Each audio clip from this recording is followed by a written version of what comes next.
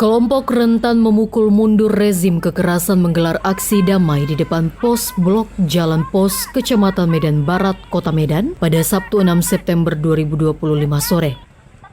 Puluhan massa yang tergabung dalam kolektif rentan Kota Medan, mayoritas kaum perempuan, melakukan orasi sambil membawa bendera, spanduk serta poster berisi nama 10 korban demonstrasi pembubaran DPR beberapa waktu lalu, termasuk poster aktivis Munir. Dalam aksinya, massa menampilkan berbagai kegiatan seperti melukis, membaca puisi hingga atraksi. Mereka mengenakan atribut serba pink dan hijau sambil bergantian berorasi menyuarakan isu-isu kelompok rentan yang dinilai masih kurang mendapat perhatian publik. Koordinator aksi Anissa Seren menjelaskan bahwa kegiatan tersebut merupakan bentuk solidaritas atas berbagai ketidakadilan dan regulasi yang belum berpihak pada rakyat kecil maupun kelompok rentan. Secara keseluruhan ada 17 plus 8 tuntutan, namun hari ini kami menekankan beberapa di antaranya, yaitu mendesak pengesahan Undang-Undang Pekerja Rumah Tangga, mendorong kebijakan RKUHP yang ramah difabel, serta menuntut implementasi Undang-Undang PPKS. Kita hari ini dan tujuannya apa? Ya, jadi hari ini kita dari Women March Medan atau Geng Centil Medan, kita nyebutnya hari ini itu adalah kumpulan teman-teman kelompok rentan di Kota Medan yang hari ini menyuarakan isu-isu yang sebenarnya di akhir-akhir ini sudah ada tuntutan 17 plus 8 itu ya, tapi kali ini kita mencoba menyuarakan banyak tuntutan yang tidak termasuk di dalam itu.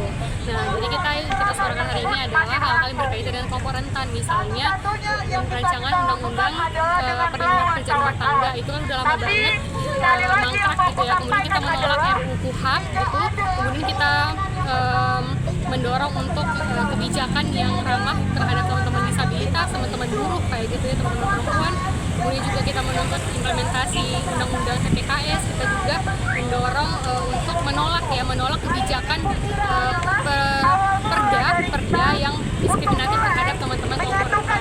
Selain itu, kita juga menyuarakan bahwa kita menuntut kepolisian, aparat negara gitu ya, untuk menindaklanjuti para korban yang sudah jatuh dalam demonstrasi akhir-akhir ini, bagaimana pemulihan terhadap korban dan juga penindakan yang adil terhadap pelaku kayak gitu. Kemudian juga kita bersolidaritas kepada seluruh korban yang gugur dalam aksi-aksi kita akhir-akhir ini.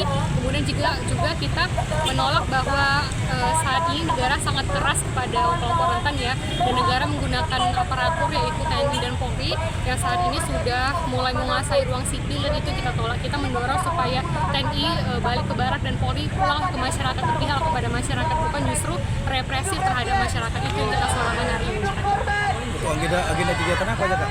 Nah, hari ini kita banyak sebenarnya ya, agendanya itu kita ada orasi seperti biasa, ekspresi gitu ya. Terus kita ada lapak buku untuk teman-teman yang bisa baca buku kayak gitu. Kemudian kita ada makan minum gratis dari rakyat untuk rakyat gitu. Jadi dari kita untuk kita juga.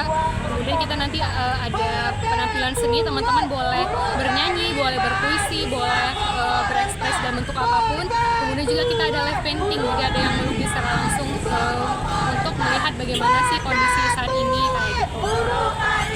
Nah, tuntutan kita banyak sekali ya soal tunjangan itu, dan kita bukan hanya meminta menghapuskan tunjangan rumah yang kemarin itu ramai banget gitu ya. Nah, satu hari belakangan sudah ada berita bahwa DPR menghapus beberapa tunjangan. Tapi kalau kita lihat detailnya, itu ada tunjangan yang dihapuskan ya, misalnya telekomunikasi, terus juga transportasi dan rumah. Tapi ada beberapa item baru teman-teman, kayak fungsi pengawasan dan lain-lain kalau teman-teman lihat detailnya. Dan kalau kita lihat jumlahnya, totalannya berapa yang didapat DPR yang dikantongi setiap bulannya, itu hanya berkurang sekitar 50 juta, which is itu yang berkurang tunjangan rumah yang kita teriakin kayak gitu. Jadi dalam arti ini DPR itu belum mendengar kita sepenuhnya, belum memenuhi tuntutan kita bahwa kita meminta DPR itu jangan mendapatkan upah yang sebesar itu, sedangkan saat ini masyarakat kelompok rentan buruh perempuan teman-teman yang ada di sini itu bahkan untuk mendapatkan UMR aja susah, untuk mendapat pekerjaan aja susah. Jadi menurut kami ketika keputusan terbaru DPR itu belum memenuhi tuntutan kita, karena itu hanya mengurangi sedikit pada pada akhirnya mereka masih mendapatkan lebih banyak, bahkan banyak lagi yang belum kita tahu seperti reses dan lain-lain. Jadi banyak detail yang belum kita tahu. Jadi sampai saat ini kita masih menuntut terus gitu ya transparansi dari DPR dan bagaimana DPR itu mendengar kita dan berpihak kepada kita, adalah empatinya kepada rakyat yang saat ini masih terus berteriak dan bersuara untuk hak-hak.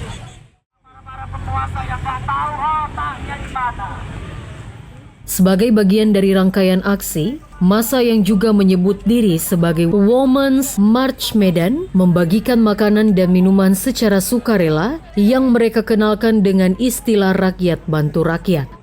Mereka juga menyerukan kritik terhadap negara yang dinilai masih mendefinisikan kekuatan sebagai kemampuan untuk mendominasi orang lain, baik secara fisik, verbal, maupun sosial. Dari Medan, Iwan Gunadi, Orbit Digital memberitakan.